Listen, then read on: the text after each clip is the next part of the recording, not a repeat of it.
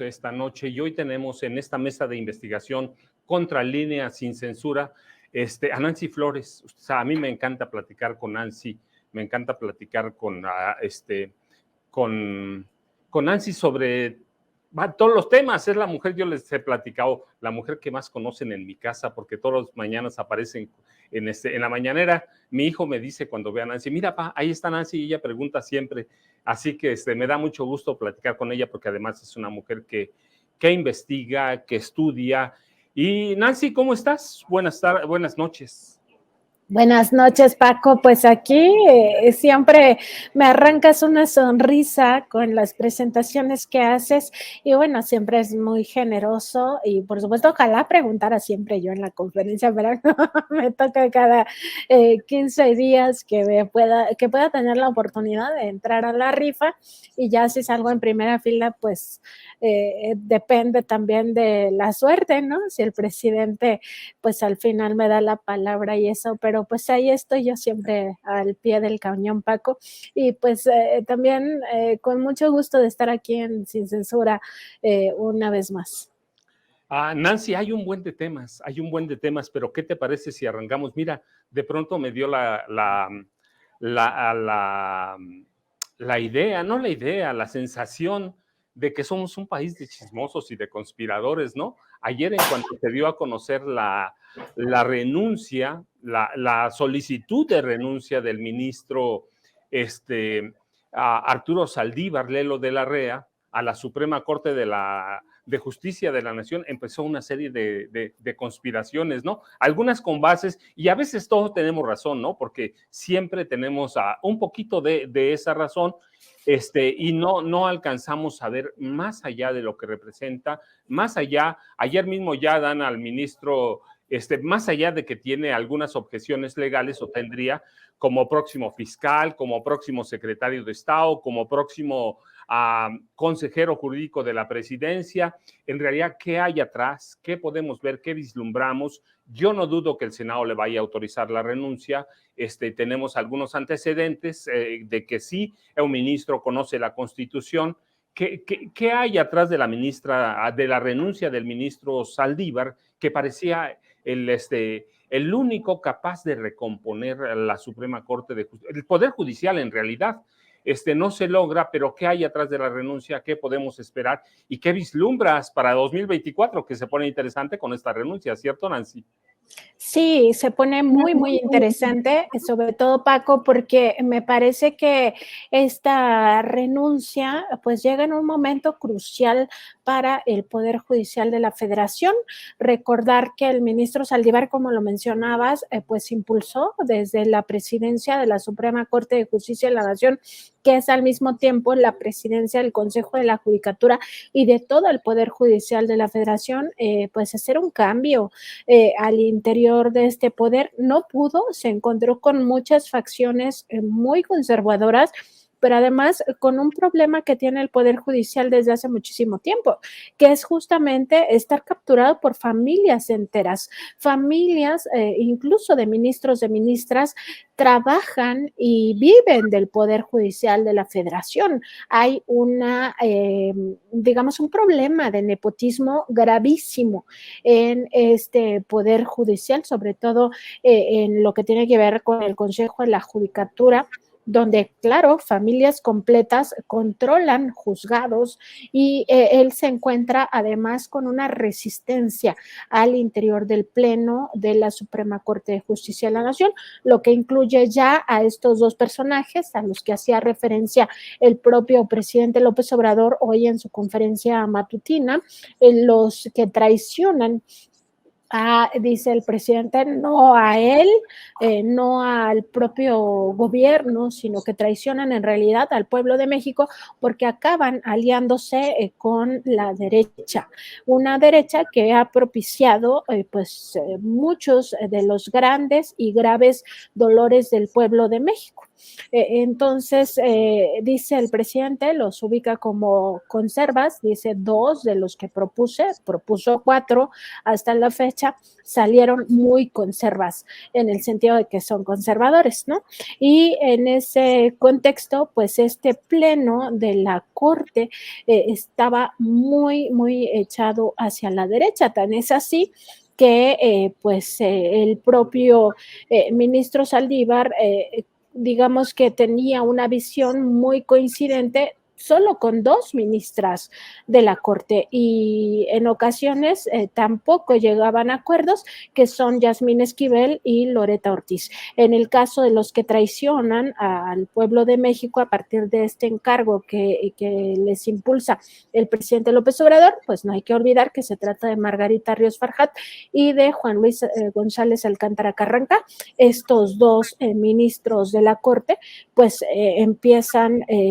su trayectoria en este máximo tribunal constitucional, pues justamente a partir de esta decisión del presidente López Obrador, pero de forma prácticamente inmediata le dan la espalda a esta transformación, incluso del propio Poder Judicial. Entonces, el escenario, pues me parece ya también muy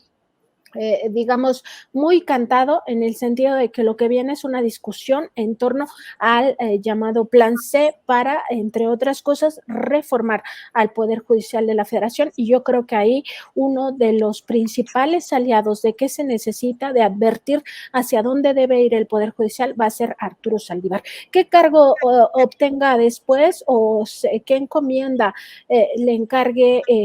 la futura presidenta de este país? Porque estoy convencida, y lo dicen las encuestas, que Claudia Sheinbaum pues lleva un camino muy adelantado, muy,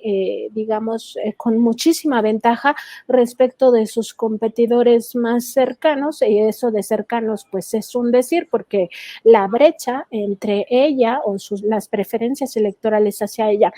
y las preferencias electorales que tiene por una parte el bloque conservador a través del Partido Revolucionario Institucional, Acción Nacional y de la Revolución Democrática con esta candidatura de Xóchitl Gálvez, pues es muy amplia, se está hablando de más de 30 puntos, ya algunos incluso observan más de 36 puntos de diferencia y pues no se diga con Movimiento Ciudadano, que si va con Samuel García o con Marcelo Ebrard, pues justamente, y que hoy se hablaba, por cierto, que Marcelo Ebrard estaría hospitalizado, habría que revisar qué condición de salud tiene el exsecretario de Relaciones Exteriores, pues Movimiento Ciudadano no superaría quizá al Partido Acción Nacional. Entonces, me parece que la discusión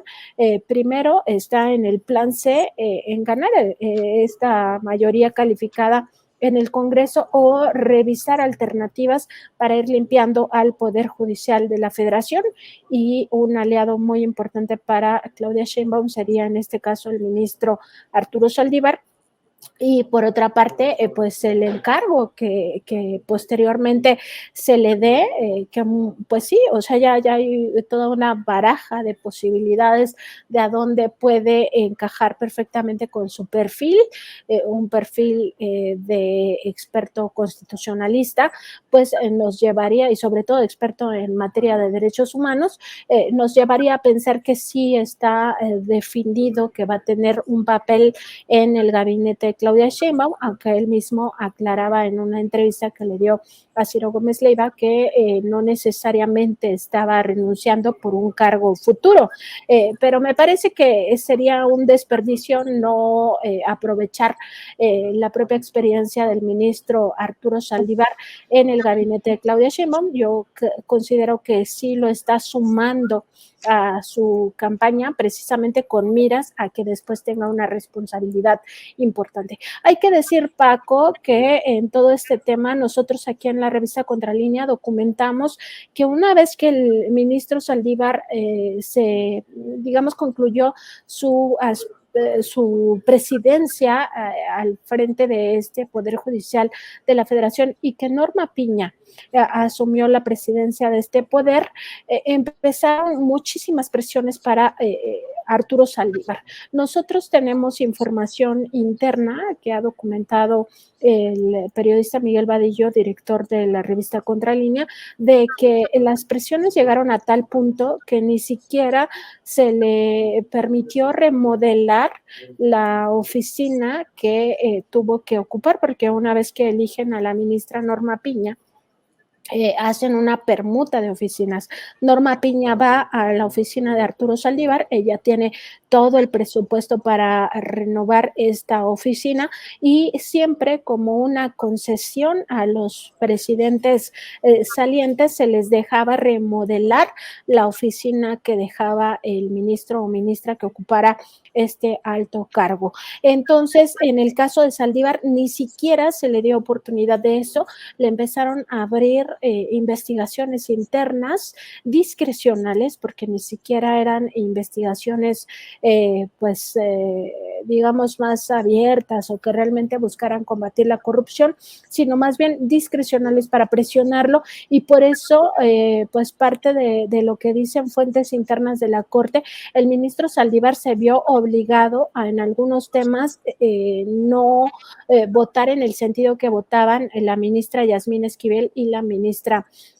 Loreta Ortiz, sino que tenía que plegarse a esta posición más conservadora o más de derecha. Esto habría todavía que esperar a que en algún momento el propio ministro Arturo Saldívar lo haga público. Recordar que no sería la primera vez que enfrenta presiones desde la derecha. En su momento y recién nombrado ministro de la Corte le tocó resolver o más bien no resolver, sino hacer esta investigación de carácter ministerial en torno a la guardería ABC, y fue pues absolutamente presionado por el gobierno de Felipe Calderón, el propio Felipe Calderón presionándolo de forma directa y a través de su entonces secretario de Gobernación, Fernando Gómez Montt, en esto que el propio ministro Saldívar calificó como una operación de Estado. Entonces no sería la primera vez que él enfrenta este tipo de presiones, pero sí me parece que para él particularmente ya era insostenible continuar en la Corte, una Corte cada vez más de derecha, donde no había posibilidad de una crítica real. Él había sido muy crítico en sus últimos digamos, en su etapa como presidente de la Suprema Corte había criticado el nepotismo, había criticado la corrupción, de hecho impulsó cambios que pues algunos aterrizaron, otros no, para ir poco a poco pues limpiando a este Poder Judicial. Finalmente no pudo, se le acusó de querer extender ilegalmente su mandato por esta pues también solicitud que se hacía desde la Presidencia de la República, desde pues este máximo cargo del Poder Ejecutivo, pues impulsando también los cambios desde dentro, y pues no se permitió por esta misma cargada hacia la derecha del propio Pleno de la Corte. Entonces, me parece que él ya tenía pues muchísimas tensiones al interior de la Corte, y por eso al final decide que sería mucho más útil fuera de la Corte que dentro de este Tribunal Constitucional.